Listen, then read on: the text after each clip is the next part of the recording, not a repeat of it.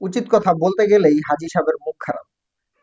কিছুদিন আগে আমি একটি ভিডিও প্রকাশ করেছিলাম যেখানে বলেছিলাম যে একদল খেয়ে গেছে, আরেকজন বা আরেক দল খাওয়ার জন্য রেডি হয়ে বসে আছে।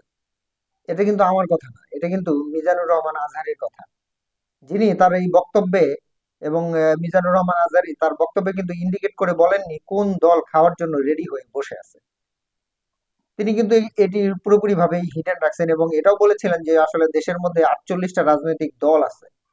তিনি কোনো দলকেই উল্লেখ করে বলেননি ওই দল খাওয়ার জন্য রেডি হয়ে বসে আছে। তিনি কিন্তু এটাকে পুরোপুরি ভাবেই উজ্জ্বল রেখেছেন। আমি কিন্তু আমার ভিডিওতে এটাকে আর গোপন রাখিনি, আমি কিন্তু ডিরেক্টলি বলে দিছি আসলে কোন দল খাওয়ার জন্য রেডি হয়ে বসে আছে। এবং সেখানে এটাও বলেছিলাম যে বিএনপি খাওয়ার জন্য রেডি হয়ে বসে আছে। তো আমার এই কথার প্রেক্ষিতে আমার এই ভিডিওতে এই নিচে কমেন্টে একজন আসলে বলছেন যে আসলে জামাত তো খাওয়ার সুযোগ পায় নাই, তাই তারা সাধু। আর আহ, তাই তারা সাধু, আর আমি যেই কথাগুলো বলতেছিলাম সেগুলো নাকি জামাত শিবিরের কথা। তা আসলে তার কথার মধ্যে দিয়ে একটা শিক্ষা পাওয়া যায় বা একটা তথ্য কিন্তু জানা যায় যে আসলে বিএনপি তো গত সময়ে খাওয়ার একটা সুযোগ পেয়েছিল, তাই তারা খাইছে এতদিন এবং আবার খাওয়ার জন্য রেডি হয়েছে। এটা কিন্তু তার এই কথার বা এই কমেন্টের কিন্তু প্রেক্ষিতে পুরোপুরি ভাবে কিন্তু বোঝা যায়।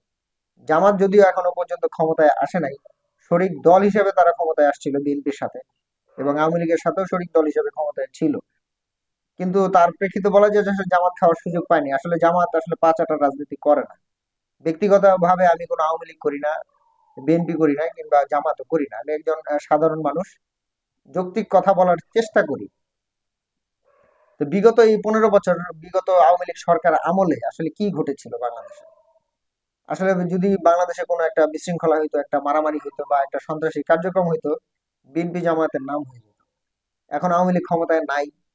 এখন আসলে জামাত আর বিএনপির মধ্যে একটা ট্রেন্ডিং চলতেছে যে কিছু হলেই বিএনপি ভাবে জামাত শিবিরের কথা, পাঁচ আটার কথা না বললেই বলে যে আসলে জামাত শিবিরের কথা।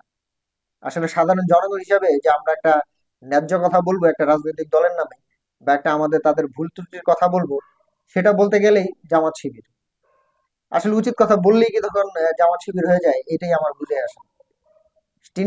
তিনি আমার এই কমেন্টে পুরোপুরি ভাবে উল্লেখ করছেন যে এরা জামাত শিবিরের দল, বা জামাত শিবিরের কথা বলি এই জন্য জামাত শিবিরের দল।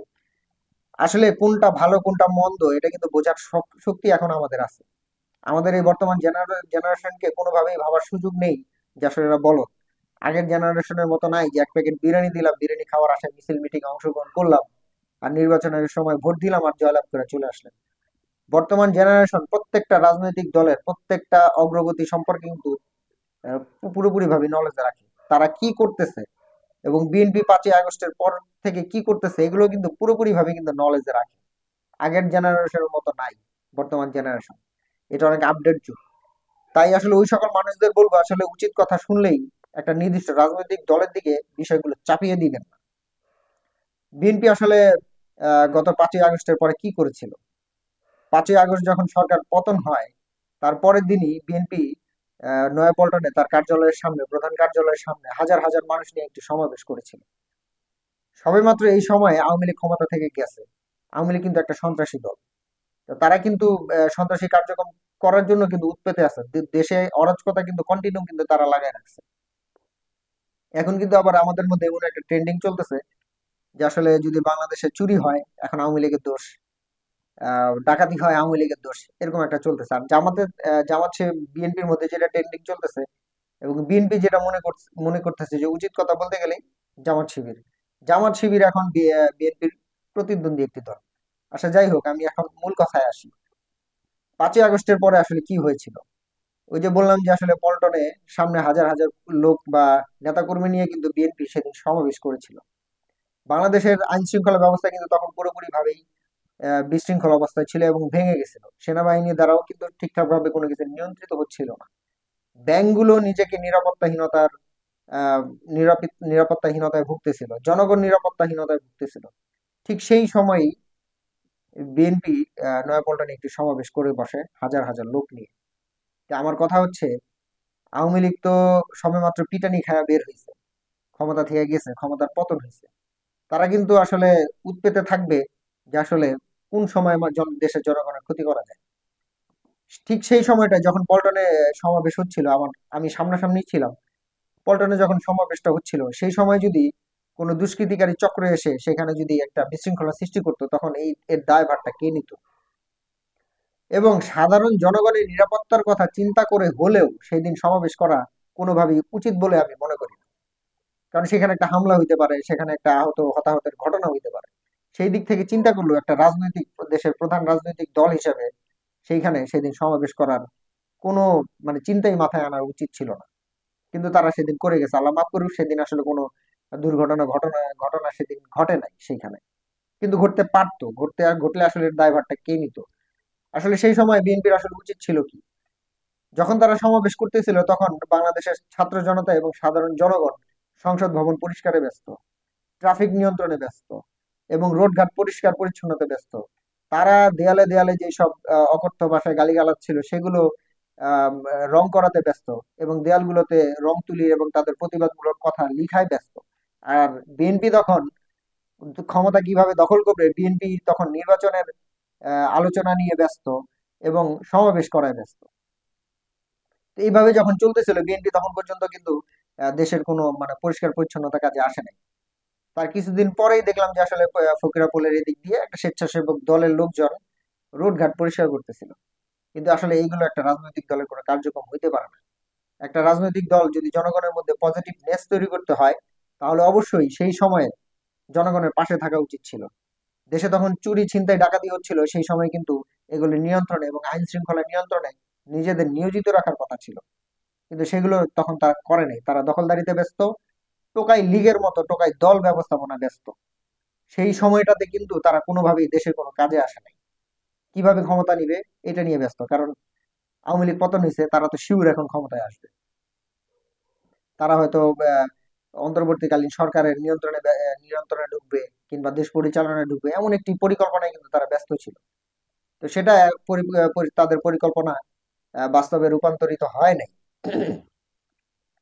তো ব্যক্তিগতভাবে কিছুদিন আগে তারেক রহমানের একটি বক্তব্যকে আমার খুব ভালো লাগছিল।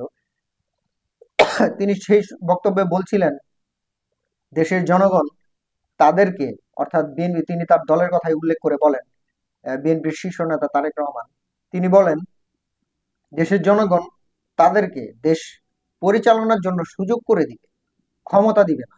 ক্ষমতায় তারাই বসবে যারা ক্ষমতার অপব্যবহার করে এবং ক্ষমতায় জোরপূর্বক বসে থাকে, তারা হচ্ছে ক্ষমতা পায়।